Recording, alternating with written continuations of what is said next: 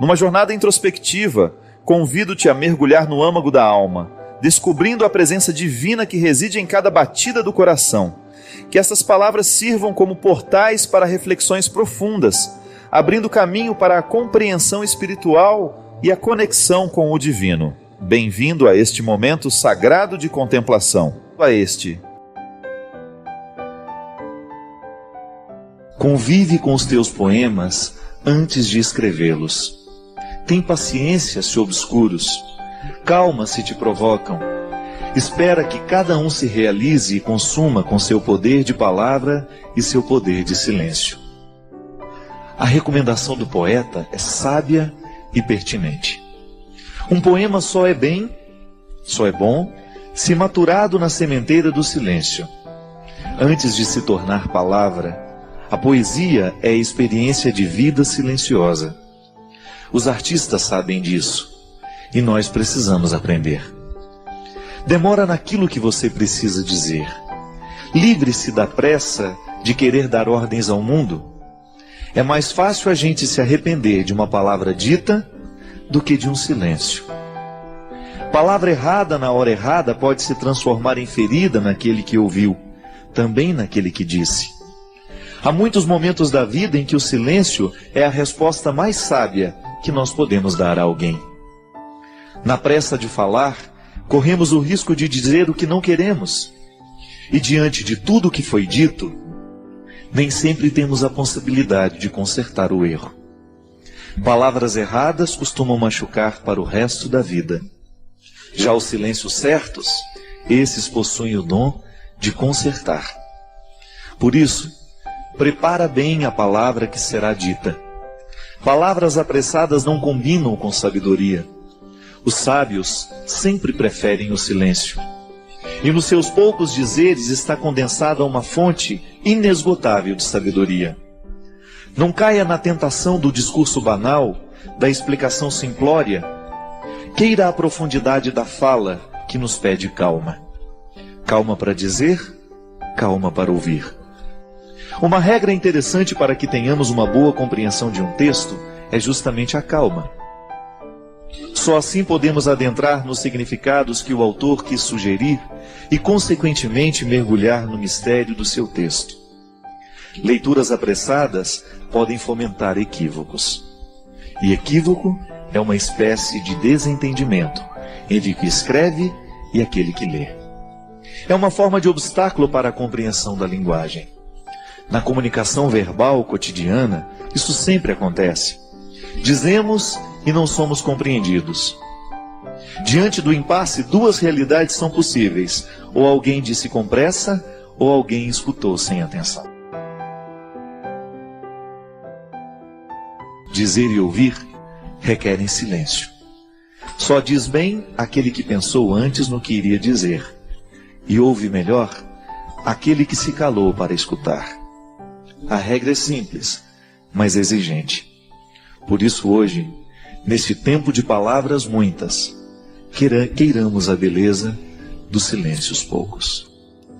Eu sei que muitas vezes nós somos vítimas das palavras malditas.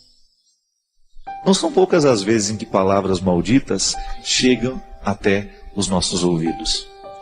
Uma palavra pode ser maldita por causa do conteúdo que ela tem, ou então por causa da forma. Hoje eu estava lendo um texto, coincidentemente, falando da música das palavras. E o escritor estava dizendo que, para cada palavra, há uma música diferente que nós podemos colocar nela. De maneira que você pode dizer uma coisa muito dura a alguém, mas você colocar uma música que faça bem ao ouvido de quem escuta. Então a pessoa escuta aquela palavra dura, mas com uma música bonita. Talvez tenha sido isso que Jesus soube fazer o tempo todo. Jesus dizia coisas muito duras, mas a música das palavras de Jesus era extremamente sedutora. Porque ele sabia muito bem que não adiantava dizer as coisas sem musicalidade. Não adianta nada a gente dizer as coisas com braveza. Não. A gente será muito mais bem entendido se a gente buscar uma música suave para colocar a palavra dura. Você experimenta isso na sua vida todos os dias. Quando você precisa dizer alguma coisa de muito sério aos seus filhos, e às vezes você não sabe nem por onde começar porque você tem medo do conteúdo que você vai dizer. O conteúdo é duro, é de exigência. E os nossos filhos não estão muito acostumados a serem exigidos. Eles entraram nesta mística do mundo de hoje, nessa tendência do mundo de hoje, de que tudo tem que ser muito simples, tudo tem que ser muito fácil e rápido. E educar os filhos muitas vezes requer um discurso duro, exigente. Então você vai descobrir junto de Jesus que é possível dizer coisas duras com musicalidades atraentes. É isso que fazia com que as pessoas parassem para prestar atenção no que Jesus tinha a propor. O reino de Deus que Jesus propunha não era coisa fácil, não era coisa simples. Dá trabalho construir o reino. Mas ele construía de um jeito tão terno que as pessoas esqueciam a dureza da palavra e se prendiam na música que envolvia aquela palavra. Minha gente, muitas vezes o que a gente faz de errado não é o que a gente diz, mas é como a gente diz. É a música que a gente coloca na frase. Pode ser que hoje você tenha ferido alguém com aquilo que você disse. Pode ser que hoje você tenha sido ferido por alguém com aquilo que você disse. E talvez você não tenha errado naquilo que você disse. Você tinha razão naquilo que você disse. Você estava certo ao reivindicar o que você reivindicava ou dizer aquela verdade que você disse. Mas talvez você não tenha escolhido o melhor jeito de dizer. Talvez você se perdeu na pressa, na raiva, na ira. É estranho, mas na vida a gente perde a razão quando a gente fica bravo. Na vida a gente perde a ternura quando a gente se irrita, porque a ira, ela tem o poder de retirar de nós a sabedoria. E quando nós estamos fora da sabedoria, geralmente nós não sabemos colocar músicas nas palavras. Todos nós gostamos de música. Todos nós gostamos de ouvir aquilo que entrou um dia dentro do nosso coração, nos fez bem. Por quê? A palavra veio com música, ela não veio sozinha. O intérprete colocou naquela palavra uma intenção tão bonita que você de fato acreditou naquilo que ele estava cantando. Uma canção bem interpretada, ela expressa todo o poder de verdade que o compositor quis dar, mas aquele que interpreta, o bom intérprete, ele faz a canção se tornar ainda mais verdadeira do que quando nasceu da mão do compositor. Porque ele soube colocar a intenção da voz. Eu, quando dava aula na faculdade de teologia, lá na faculdade de Uniana, eu sempre dizia para os meus alunos que seriam padres um dia: olha, cuidado para você não ficar com um tom de voz, um jeito de falar igual a todo mundo. Busque a melodia das palavras. Busque o seu jeito de dizer. E que o seu jeito de dizer as verdades evangélicas, que o seu jeito de ensinar o Evangelho, a palavra de Jesus, as coisas boas da vida, estejam de acordo com aquilo que você verdadeiramente acredita em e identifica neste mundo como ternura. A palavra pode ser dura, mas a música que envolve a palavra não precisa ser. Porque aí você vai ter um poder de convencer muito maior do que se você estivesse usando a palavra dura com uma capa, uma armadura. Não. Todos nós temos medo de armadura, porque ela nos recorda a guerra. E às vezes, ao invés de colocar melodia, música na nossa palavra, a gente coloca armadura. Eu sei que às vezes você precisa ouvir isso. Às vezes você tem um olhar tão pessimista sobre você. Às vezes você se interpreta tão pior do que você é. Às vezes você mede a sua vida, o valor da sua vida, com a régua dos outros, com os que te traíram. Às vezes você mede a régua do seu valor com a régua de quem nunca te amou. Às vezes você mede o seu valor com a régua de quem nunca teve respeito por você. Meça o seu valor com a régua que Deus tem. que é sempre de amor e de misericórdia. Não tem jeito, a vida não vai parar para você sofrer. A vida não vai pedir licença para você poder sofrer. Mas acredite, quando você tem a força de Deus em você, nada poderá abatê-la. Por isso, esteja sempre no seu lugar, consciente do valor que você tem e do Deus que a habita. O Deus que está em mim, que está em você, nos prepara para todas as batalhas. E sem medo de errar, esse sorriso bonito que você me oferece aqui hoje, ele só existe porque você já chorou demais. Se tiver que perdoar alguém, perdoe hoje. Se tiver que amar alguém, ame agora. Se tiver que declarar o amor, deveria ter sido ontem. Porque a vida é trem-bala, parceiro. Quando a gente menos imagina, está na hora de partir. Porque essa vida é curta demais. Não perca com ódios, com rancores, com mágoas. Sabe por que às vezes a gente tem dificuldade de acreditar no amor de Deus?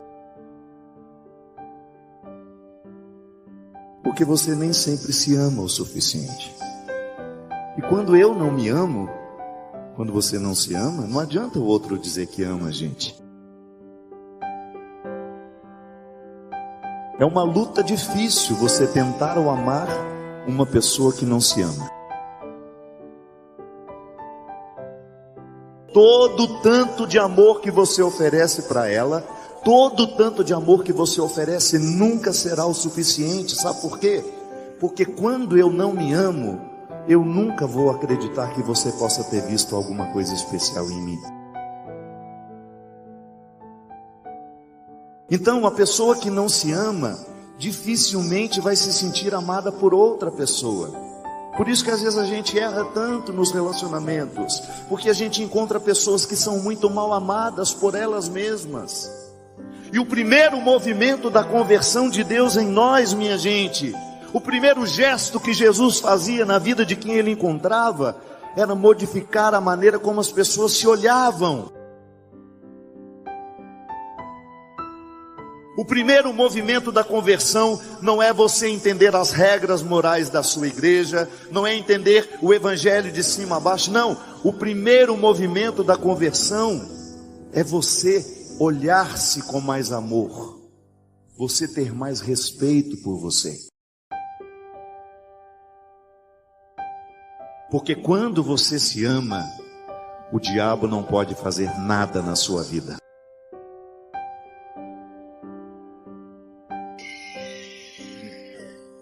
Quando você se ama, você fica blindada, fica blindado para aquilo que pode lhe destruir. Quem se ama não se prostitui. Quem se ama não fica em relacionamento tóxico. Para que você vai ficar ao lado de uma pessoa que só te faz mal? Por que você vai continuar namorando uma pessoa que só te coloca para baixo? Não, o amor próprio é aquela voz interior que diz: opa, este amor você não merece, você merece coisa melhor. Ou então quando o traficante traz a droga para você, opa, seu amor próprio vai dizer: o que essa droga vai me fazer? Ela vai me afastar dos meus sonhos, ela vai trazer destruição para a minha vida. Eu nunca vi uma pessoa mexer com drogas e ficar bem. Quando o vício bate na sua porta, você imediatamente vai pensar: por que eu vou trazer para a minha vida um vício que vai limitar a minha capacidade de decidir? Não, eu quero ser inteira, eu quero ser inteiro porque eu me amo. E quando eu digo que me amo, fica mais fácil entender que Deus me ama também.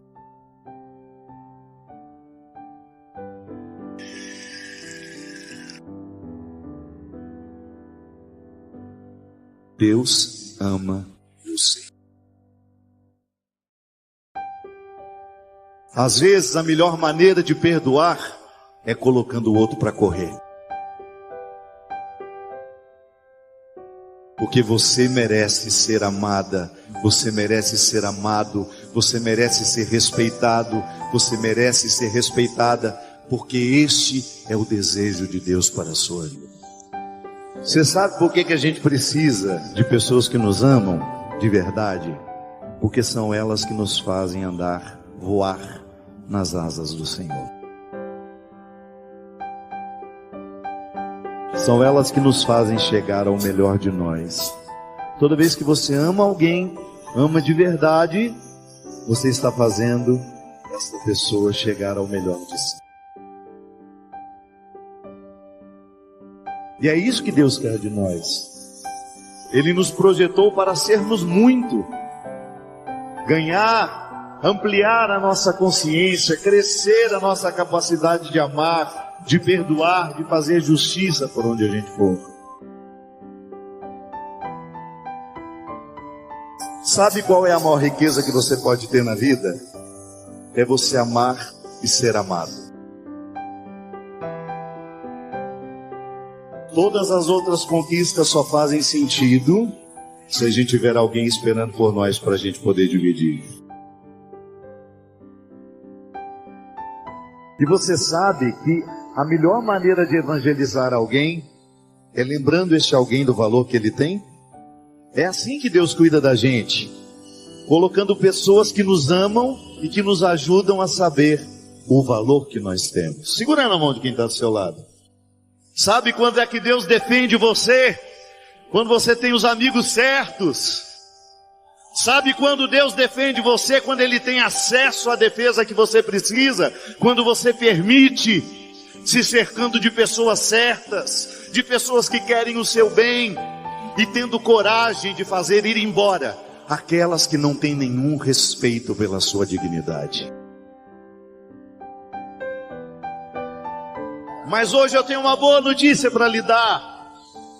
Deus não desistiu de você. Diga assim comigo: Deus não desistiu de mim. Você sabe que a maior riqueza que a gente pode ter na vida não é o dinheiro que compra. O dinheiro pode comprar muitas coisas. Não é nenhum problema você trabalhar honestamente e poder comprar aquilo que você sonha.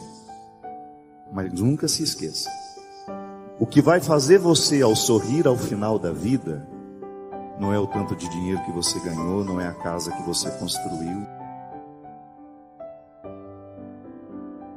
O que vai fazer você feliz ao final da vida é quando você olhar para o lado e você perceber que as pessoas escolheram ficar com você.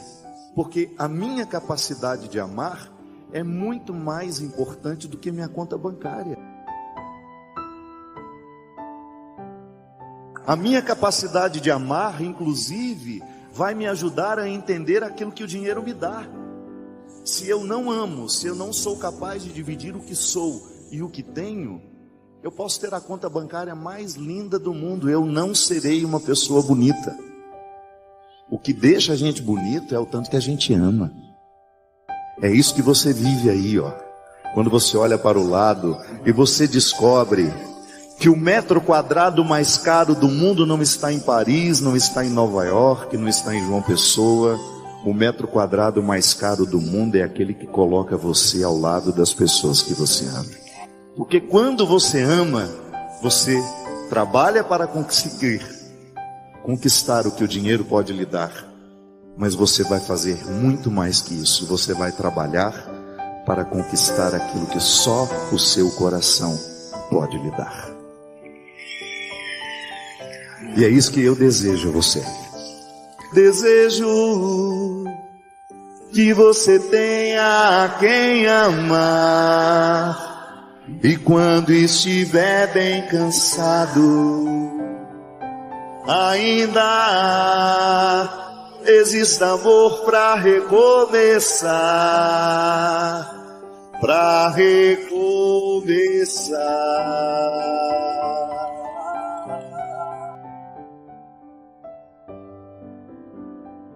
Porque quando você aprende a amar, você descobre o significado do amor de Deus na sua vida, que é capaz de trocar reinos por causa de você.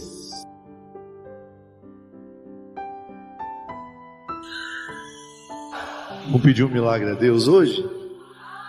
Eu vou pedir. Eu sei que você precisa de muitos, eu também. Mas eu tenho certeza que existe um milagre que quando ele se realiza na nossa vida, as outras coisas começam a melhorar. Então hoje eu vou pedir a Deus o milagre de você voltar a se amar. Você vai pedir a Deus hoje a graça de você voltar a se amar, para você curar as suas feridas, para você abandonar os seus vícios, porque quando você se ama, você abandona os vícios. Quando você se ama, você exige o respeito do outro. Quem quiser entrar na sua vida, que retire as sandálias dos pés, porque o seu território é santo. Olha para o céu comigo e diz assim: Senhor Jesus, olha por mim. O Senhor sabe e me conhece. Quantas vezes eu me desrespeitei, permitindo o desrespeito dos outros. Quantas vezes eu não me amei, acolhendo o não amor do outro. Quantas vezes eu não me amei, quando me viciei naquilo que me destrói. Mas hoje, Senhor, eu quero colocar o meu coração nas suas mãos. Cuida de mim, Senhor. Não deixe que eu me perca. Inunde-me com o seu amor, com a sua misericórdia. Porque eu sei que sou uma gracinha para o Senhor. Eu recebi um e-mail aqui, inclusive ele é todo muito bem escrito, parece um pequeno conto literário. Eu não me amo como deveria. Meu pai era um alcoólatra e parece que estou herdando este mesmo problema dele. O vizinho do apartamento ao lado está rindo. De que será? Onde será que ele encontra tanta alegria? Eu não entendo. Um trago no cigarro, um gole na bebida e daqui a pouco o ritual. Não consigo dormir. Tenho conversado muito com Deus e fico tentando ouvir algo como: vou te livrar desse mal. Mas passa um dia, 2, depois, e eu aqui de novo. Um trago, um gole, o vizinho feliz e meu eterno silêncio. Espero, Padre, que este silêncio me traga respostas, porque as perguntas são muitas. E aí não ouço nada. Nem o vento me visita, mas ouço sim apenas uma voz: você não tem jeito, não tem solução. A oração do Pai Nosso nos diz: seja feita a vossa vontade. E eu entendi, Padre, que Deus já escolheu esse caminho para mim e que eu não posso negá-lo. Essa é a vontade dele. Tento interpretar diferente, mas meu curso de letras não me ajuda. Você vê uma pessoa inteligentíssima, né, fazendo uma leitura delicada da sua realidade, da sua situação. Minha filha, eu não sei seu nome, você não me disse, mas partilhou o coração de uma maneira muito livre. E eu entendo perfeitamente quando você diz que não se ama, porque o álcool, sobretudo quando ele está estabelecido na vida de uma pessoa, ele não é outra coisa senão a expressão da falta de amor próprio. Não começa assim. É que, na verdade, o vício não sabe conviver com o amor próprio. Eles não cabem na mesma sala.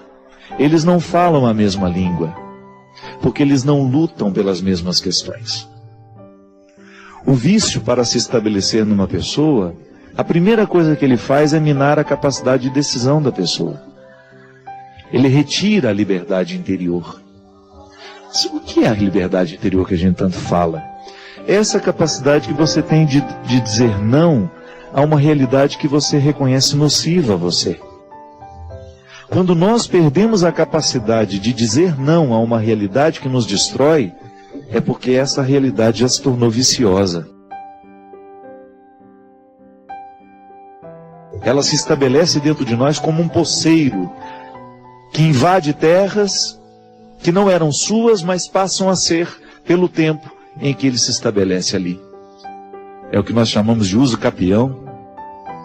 Se eu entro dentro de um terreno que não é meu e começo a plantar, fazer ali a minha cultura, daqui a pouco eu entro na justiça e vou requerer o direito de que aquilo é meu. O vício não faz outra coisa na vida da pessoa. E a primeira coisa que o vício faz, ao retirar a capacidade que aquela pessoa tem de decidir por si mesma, é expulsar o amor próprio. Então eu lhe dou razão quando você diz que não se ama. É um sintoma natural de quem está administrando o problema do vício. Tenho o álcool muito próximo a mim. Tenho pessoas que amo, que enfrentam diariamente o problema do álcool. E eu sei muito bem que essa incapacidade de dizer não àquilo que é autodestrutivo é uma manifestação declarada da falta de amor. É que, na verdade, minha gente, o amor próprio, ele funciona como uma imunidade. Quando seus filhos são pequenos, você vai, leva ao posto, você faz toda a tabela de vacinação, porque você sabe que um vírus bobo pode matar um recém-nascido. Ele não tem imunidade ainda. O que é a imunidade? É a capacidade que o corpo tem de livrar-se das doenças. Os médicos nos dizem que todos os dias nós produzimos células cancerígenas. Mas que o sistema imunológico reconhece aquela célula e expulsa. Eu, quando eu era menino, a gente, ao estudar o sistema imunológico, na aula de biologia, a professora, para falar numa linguagem simples que nós poderíamos entender, ela dizia que era um exército de soldadinhos que iam à frente, capturando os vírus, as bactérias, tudo aquilo que pode ser nocivo à nossa vida, e expulsando, para que o que é nocivo não se estabeleça e não mate o saudável em nós. Quando o sistema imunológico está baixo, ele está sofrendo, quando ele não está com todas as suas possibilidades, as células cancerígenas ganham força dentro de nós. É por isso que os médicos dizem que hoje o câncer está muito associado também a estilo de vida. O estresse abaixa a nossa imunidade. A gente fica menos capaz de lutar pela saúde. Estranho isso, né?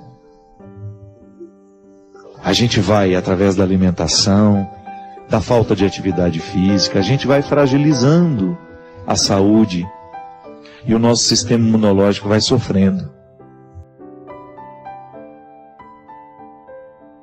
Quem tem afta, primeira coisa que a gente fala, baixou a imunidade, vem a afta, vem a herpes, vem a gripe, o resfriado. O amor próprio funciona na nossa vida emocional da mesma maneira como a imunidade na prevenção das doenças. Quando uma pessoa está com uma boa dose de amor próprio,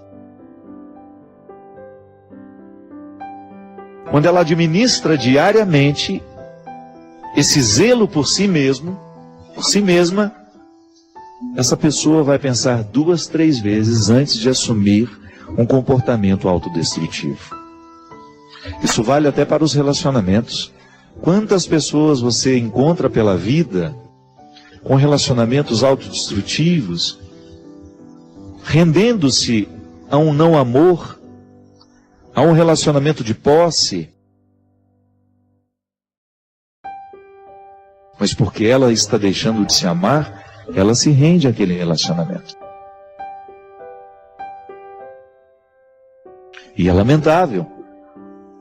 Quando o amor próprio está em baixa, nós nos tornamos uma presa fácil para os vícios. O que eu te sugiro, minha filha? Primeira coisa, fortalecer-se. Você precisa ter uma vontade fortalecida. Santo Agostinho falava muito disso, da vida virtuosa. O que é a vida virtuosa? É você buscar no seu dia a dia, pisar na cabeça dos defeitos, da mesma maneira como Nossa Senhora pisa na cabeça da serpente.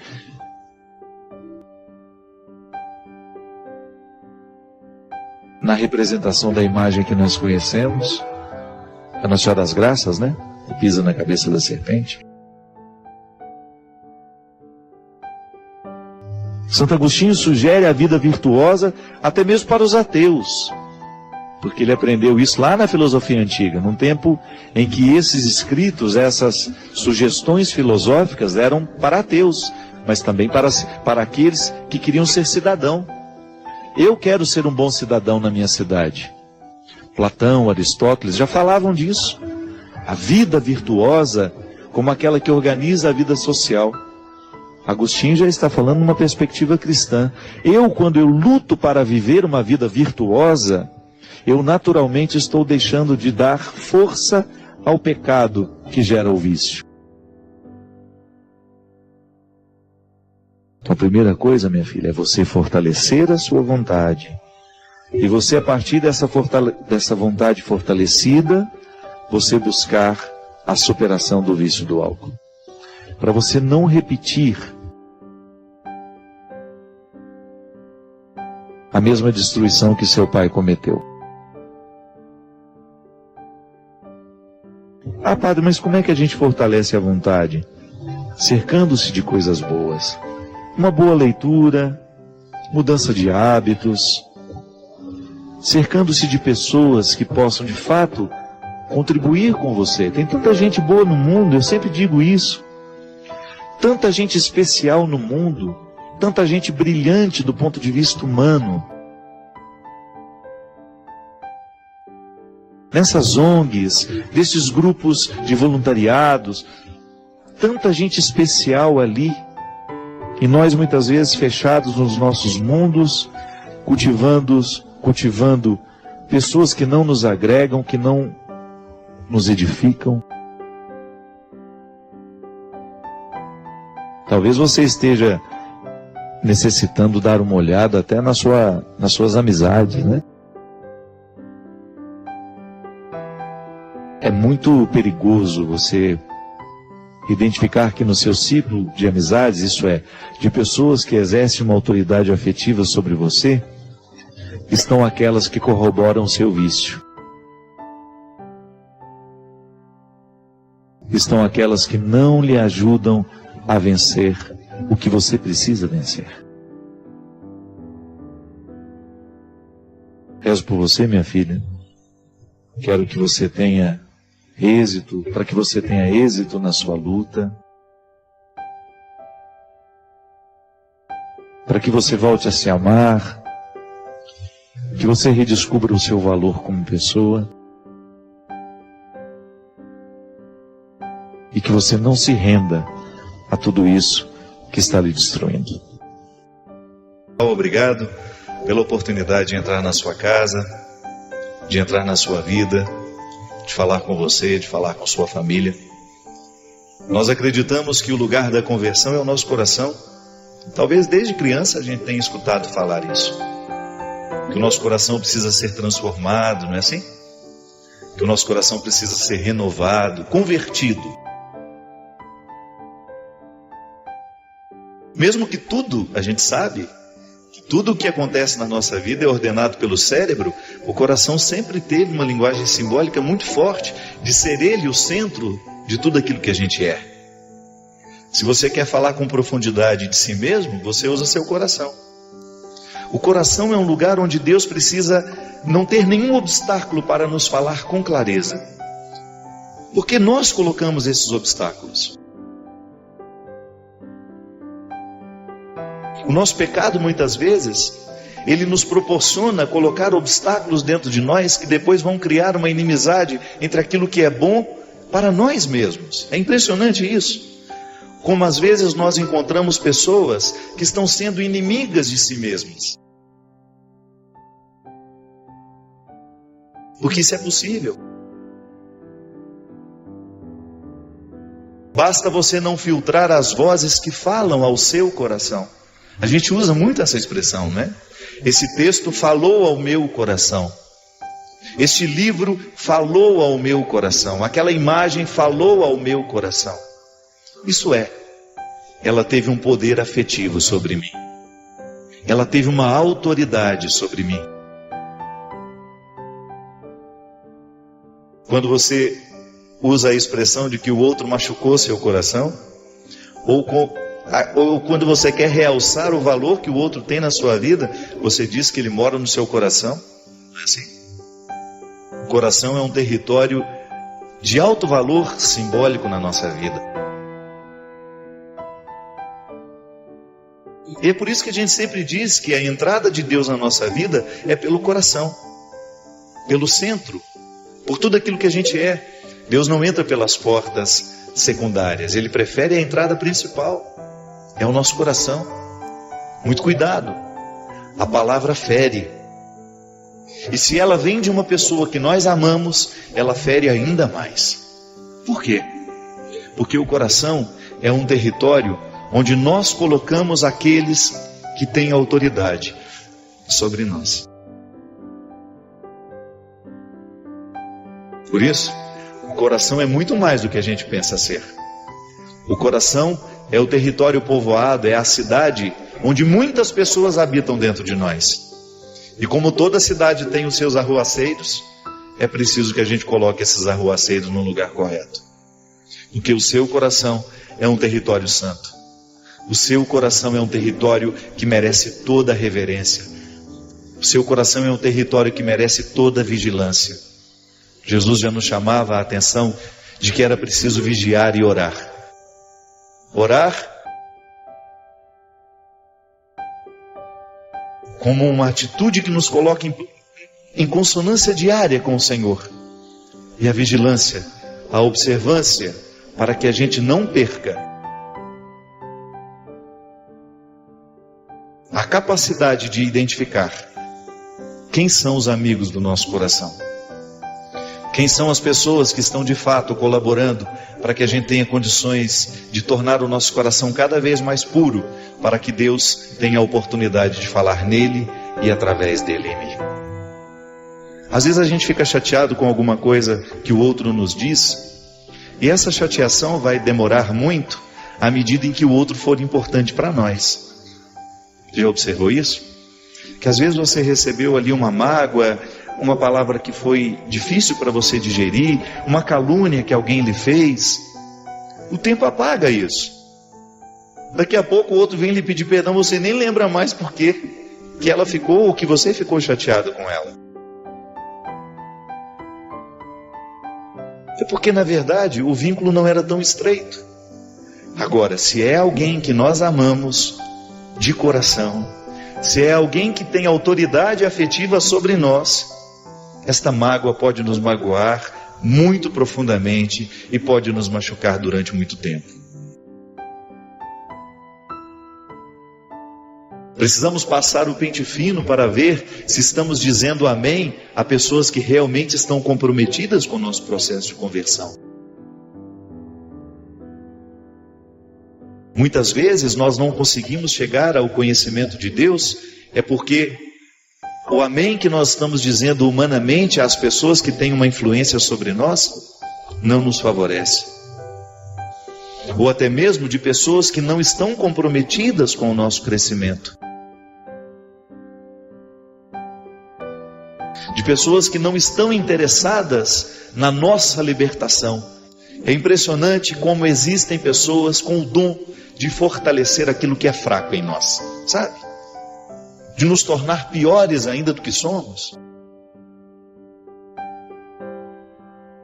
E aí entra a conversão do coração, minha gente.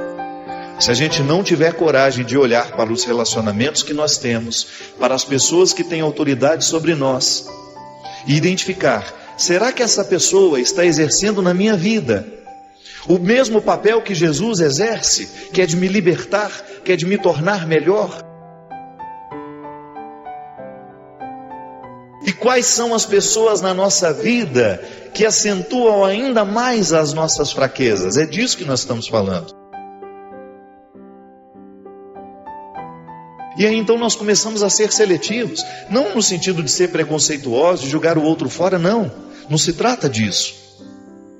O nosso processo de conversão tem de acontecer, sobretudo, na consciência dessa humildade. Nós não somos melhores que os outros, mas nós temos o direito de delimitar o espaço. E quem vai exercer essa autoridade sobre nós? A partir de hoje, essa autoridade afetiva, essa voz que dita ao meu coração quem eu sou e quem eu deixo de ser,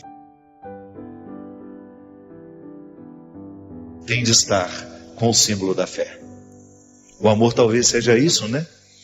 A oportunidade que a gente tem de assimilar o outro, de sabê-lo de cor.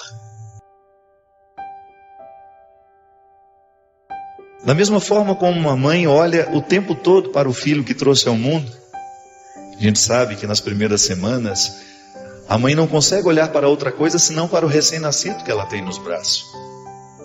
Um exercício de amor, como se quisesse saber todas aquelas feições de cor. Como se quisesse decorar aquele rosto para nunca mais esquecê-lo. Como uma fotografia não pode registrar com tanta profundidade o que o olhar de uma mãe pode. Aliás, eu acho fantástico isso. A mãe é a mulher que primeiro nos viu na vida. A mãe é a primeira mulher que nos olhou com calma, com demoras. É aquela mulher que demorou o seu olhar em nós para nos saber de cor. É um exercício humano de compreender o que é divino. É porque a palavra do outro tem autoridade sobre nós. Por isso que eu sempre digo que uma mãe, quando coloca um filho no mundo, um pai, quando coloca um filho no mundo, precisa ter muito cuidado com o que vai dizer a esse filho, porque a palavra dele vai ter autoridade sobre o filho. Muitas crianças são traumatizadas porque escutaram de pessoas que eram o porto seguro delas frases infelizes, que depreciavam, que diminuíam. São Paulo tem uma passagem interessantíssima em que ele fala desse inimigo íntimo como um espinho na carne. É claro que ele está falando da fraqueza dele. O anjo de Satanás que grita dia e noite, ele diz: em mim há para que meu espírito não se enchesse de vaidade, foi-me colocado um espinho na carne, um anjo de Satanás que grita dia e noite dentro de mim. O que é esse espinho? A fraqueza humana. E eu sei muito bem que essa incapacidade de dizer não àquilo que é autodestrutivo é uma manifestação declarada da falta de amor. É que na verdade, minha gente, o amor próprio, ele funciona como uma imunidade. O amor próprio funciona na nossa vida emocional da mesma maneira como a imunidade na prevenção das doenças. Quando uma pessoa está com uma boa dose de amor próprio, quando ela administra diariamente esse zelo por si mesmo, por si mesma, essa pessoa vai pensar 2, 3 vezes antes de assumir um comportamento autodestrutivo. Isso vale até para os relacionamentos. Quantas pessoas você encontra pela vida com relacionamentos autodestrutivos, rendendo-se a um não amor, a um relacionamento de posse, mas porque ela está deixando de se amar, ela se rende àquele relacionamento. A vida cristã, ela torna uma pessoa verdadeiramente grande. É impressionante como as virtudes cristãs qualificam a vida de uma pessoa. Você experimenta aquilo que há de mais sagrado em você. O mergulho em si mesmo, a oportunidade de descobrir as riquezas que Deus deixou em você e você fazer essas riquezas crescerem. O primeiro compromisso que você tem com o Evangelho é que esse Evangelho entre na sua mente, entre no seu coração e que ele lhe faça bem. Para que você seja um irmão melhor, para que você seja um esposo melhor, uma esposa melhor, um amigo melhor, um namorado, uma namorada melhor, seja qual for o papel. Uma mãe, um pai.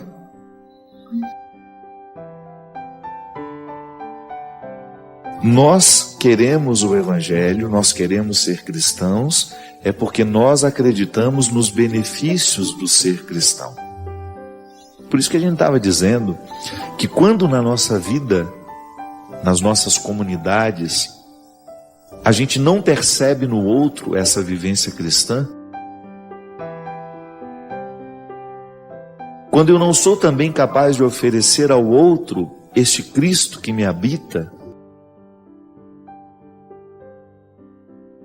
eu perco a oportunidade de tornar o cristianismo vivo.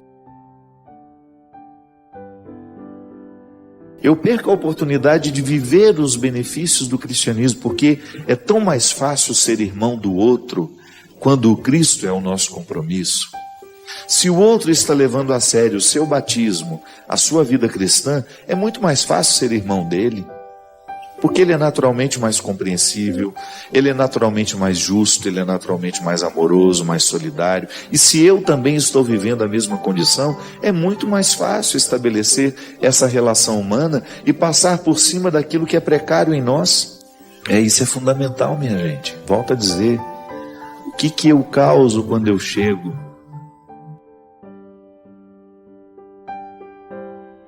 Eu levo as pessoas para Deus. Eu convenço as pessoas no meu ambiente de trabalho que a bondade é o melhor caminho, mas como é que eu convenço? Falando? Não, é sendo bom.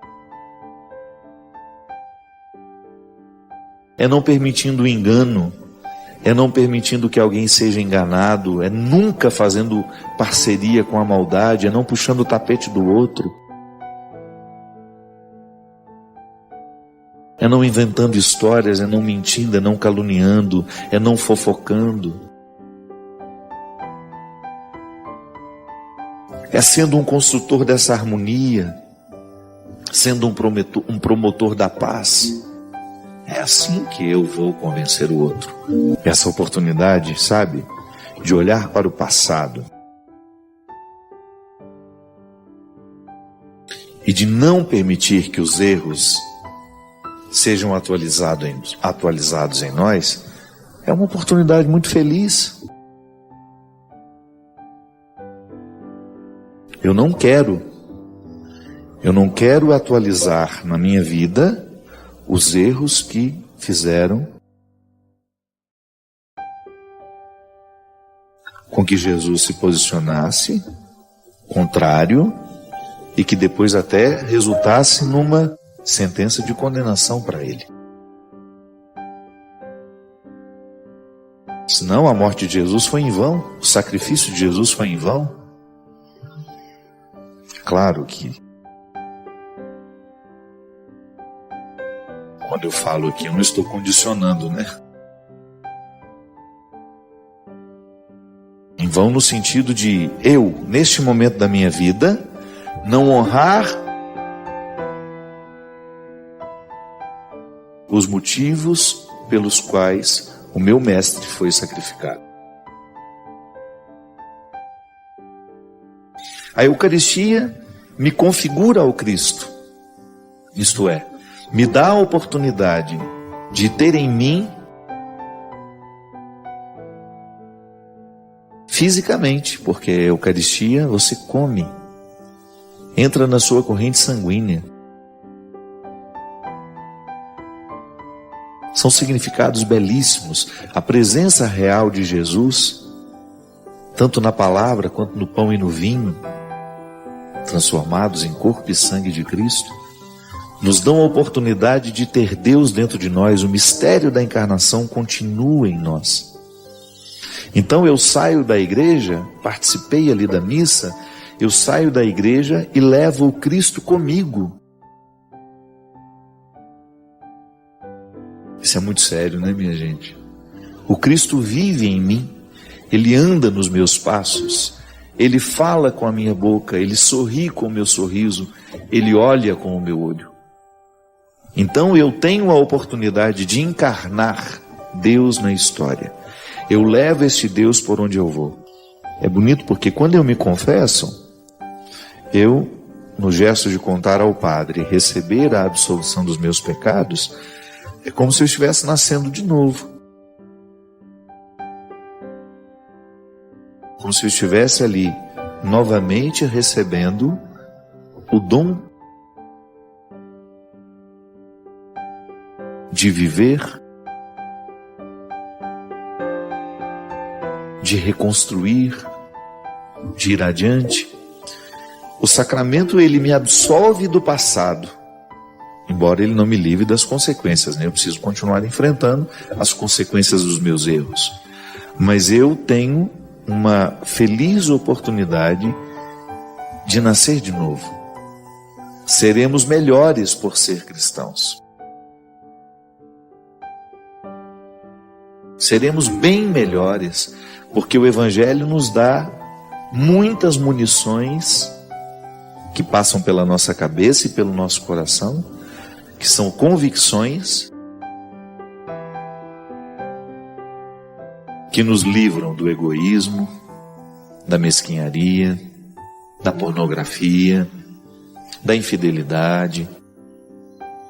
Eu, como um cristão, se eu vivo verdadeiramente, honestamente, os meus compromissos como cristão, eu sou uma pessoa mais fácil de lidar. É assim que eu vou evangelizar.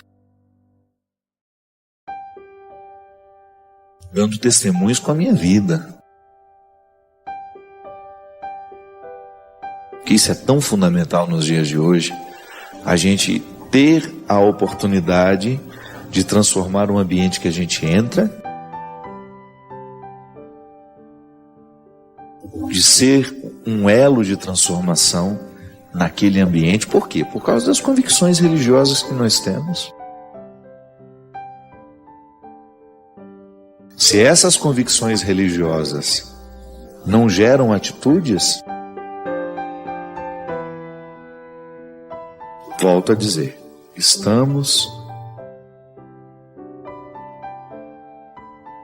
naquela mesma situação que Jesus condenou. Que Jesus não aceitou e criticou profundamente. Eu não vou querer prejudicar o outro com a minha palavra, com a minha atitude. Eu vou prestar mais atenção naquilo que eu posso fazer de bom do que naquilo que eu posso fazer de mal. Aliás, eu vou retirar a maldade da minha pauta. Não entra mais na minha vida. Não quero que entre mais. Isso é viver a radicalidade do Evangelho. Por isso que eu dizia no início, que se eu perceber que a minha vida sacerdotal começou a ser um obstáculo à minha vida cristã, eu preciso fazer alguma coisa. Quem dera nós tivéssemos a honestidade para reconhecer isso. Talvez nós teríamos mais coragem de abrir mão daquilo que de fato está nos atrapalhando a viver o nosso cristianismo. Falo isso porque somos tantos, né? Que estão apegados ao poder que temos. Em todas as instâncias. Você pega uma vida comunitária, alguém é chefe ali, se apega ansiosamente a esse poder, corre-se o risco de perder o que de fato Deus quer. que é colocar-nos na dinâmica de uma vida de santidade. Nós temos o dom de transformar, de fazer milagres. Jesus, eu acho tão interessante aquela passagem de Jesus, quando ele diz que nós teremos o poder de fazer isso e ainda mais. Jesus fala isso para os discípulos justamente no momento em que ele está... Os discípulos presenciaram muitos milagres, viram grandes feitos. E ele fala, olha, vocês serão capazes de fazer coisas ainda maiores. Então nós somos capazes disso tudo.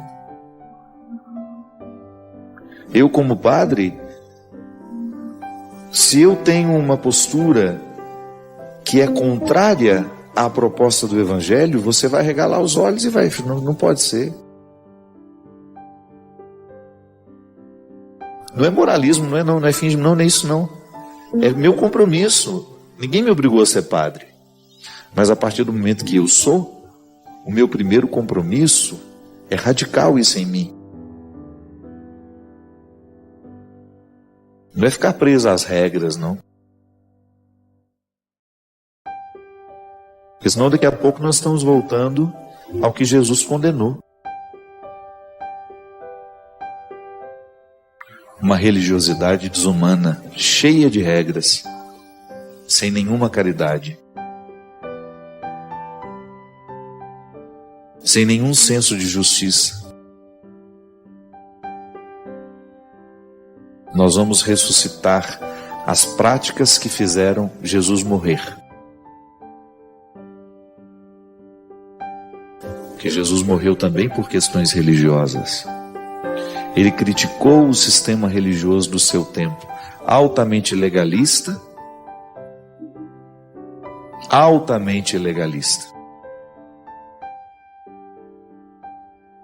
sem nenhuma misericórdia com os pobres, com os pecadores, com os frágeis, uma religião elitista, poderosa, que fazia questão de demonstrar publicamente o poder, mas que nos bastidores o poder não era o serviço, não era o amor. É por isso que dentro das comunidades que se dizem cristãs, é muito mais causa de escândalo para os outros quando nós erramos do que para aqueles que não estão nem aí para o Evangelho. Nós precisamos ficar muito atentos, porque os nossos erros causam verdadeiras destruições naqueles que nos observam. Né? Padres que falam mal um do outro, que são cruéis uns com os outros, que não praticam a caridade uns com os outros, que se invejam e que por causa da inveja que sentem, falam mal nas oportunidades que têm. Isso é um contra-testemunho horroroso da nossa parte.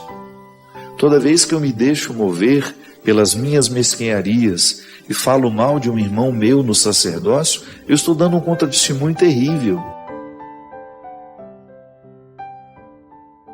Aquele que me escuta deve pensar isso, né? Onde será que está o Cristo neste homem que se diz padre? Onde é que está o compromisso dele com esse evangelho que ele diz que é tão verdadeiro nele? Não é justo eu, depois de tantos anos, em contato com esse evangelho, eu reproduzir na minha história atitudes que Jesus condenou naquela época.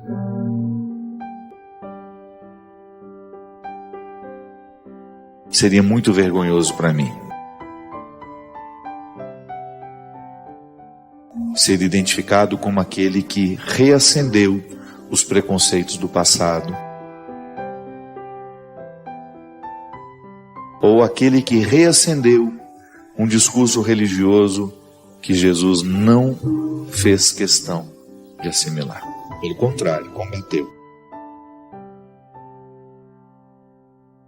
Por isso que ele dizia,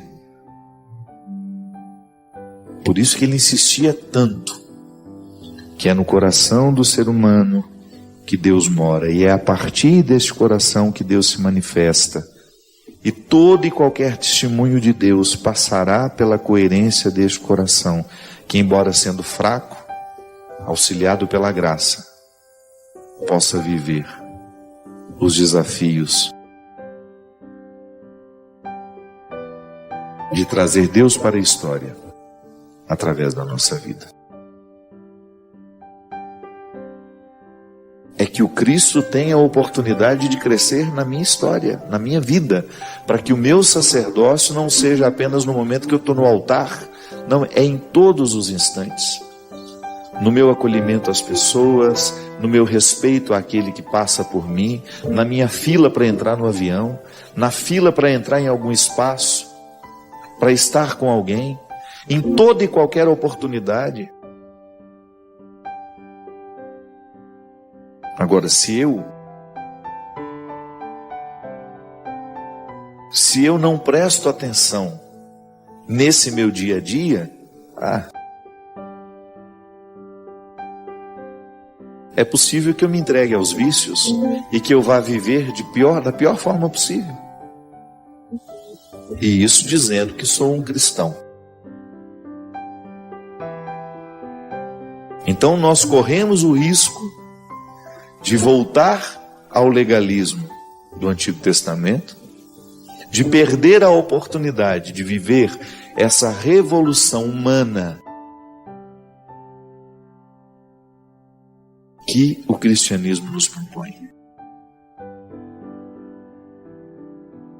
E aí, a gente se priva de ser esse poder mágico na vida de alguém.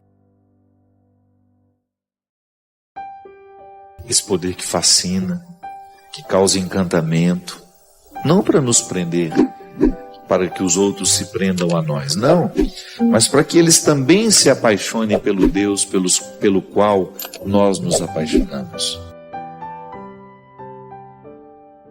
Obrigado por se juntar a nós nesta jornada. Queremos ouvir suas reflexões. Deixe seus comentários, inscreva-se para mais conteúdo e convide amigos a embarcarem nesta jornada conosco.